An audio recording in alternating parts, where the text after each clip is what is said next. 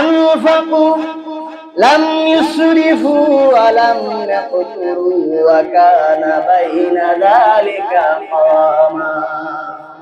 এরা অর্থ সম্পদ যখন ব্যয় করে তখন অযথা অন্যায় ভাবে অহেতু অর্থ তারা ব্যয় করে না, অর্থাৎ ব্যাপক অপচয় তারা করে না। আবার এমন নয় কার্পণ্য তারা করে না, দুইটার মাঝামাঝি তারা চলে। অপচয়কারীর ব্যাপারে আল্লাহ পাক রব্বুল আলামিন বলেন, ইন্নাল মুবাযযিরিনা কানু ইখওয়ানাশ শায়াতিন।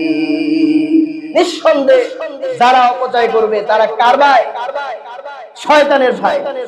ইন্নাল মুবাযযিরিনা কানু ইখওয়ানাশ শায়াতিন, যারা অপচয় করে তারা হলো শয়তানের ভাই। ওয়া কানাশ শাইতানু লিরাব্বিহি কাফুরা, আর শয়তান আল্লাহর প্রতি চরম অকৃতজ্ঞ। সুতরাং অপচয় বেশি করা যাবে না, আবার কার্পণ্য করা যাবে না, দুইটার মাঝামাঝি চলতে হবে।